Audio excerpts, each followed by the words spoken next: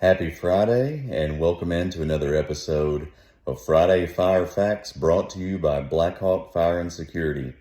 Today's a holiday weekend and also the beginning of the football season for college. So this is a big weekend for me, so let's hop right into it. Since this is a football weekend, I know that there's going to be several people that might be doing some tailgating. So one of the things we're going to talk about today, and primarily the main thing we're going to talk about, is what to do with grill safety. Some of you have gas grills, some still using the charcoal grills. There's certain things you want to look at when you're looking at safety with grills. If you're using a charcoal grill, make sure that, well, really with all grills, you want to keep them at least 50 feet from a structure or anything that might be flammable. You want to keep those away from anything that could be burning. With charcoal, though, that's going to be a little bit different because you have to wait for the heat to completely dissipate from the coal before you can dump it in any type of trash or, a lot of people will take it out in the woods. Make sure that that coal has completely gotten rid of all the heat, that it's not capable of starting a fire once you dump it. A lot of people think that once it turns gray that it may not be as hot anymore, but it can still contain a lot of heat.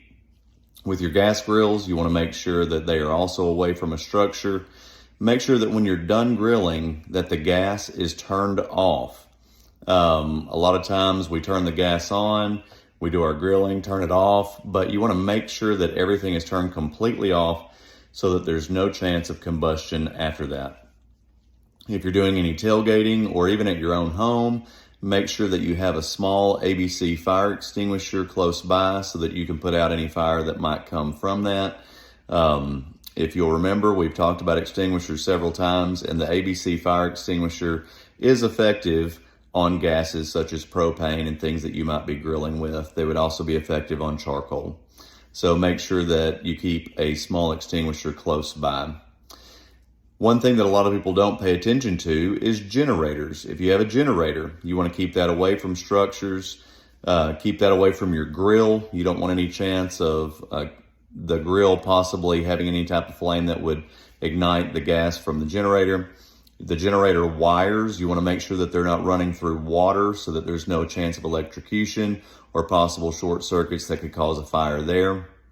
And just make sure that everything is the way it needs to be so that we're safe while we're having a good time.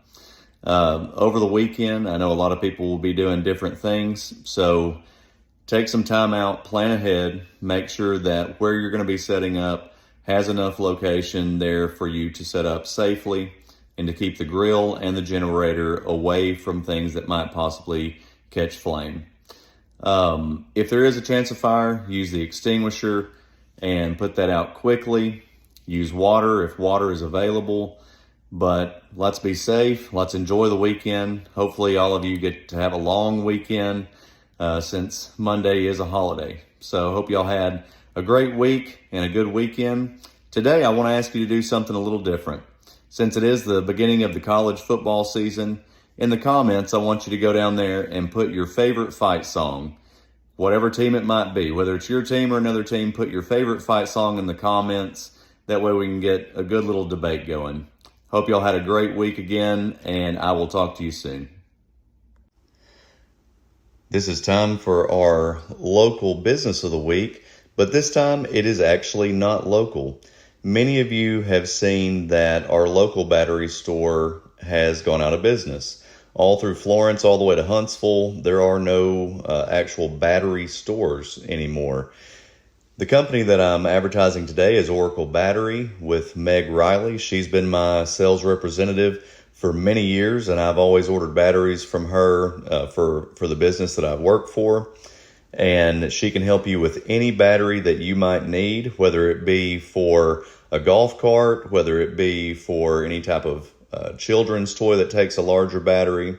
Obviously, any of your smaller batteries like AA batteries, AAA batteries, anything like that, you can still get at a regular store.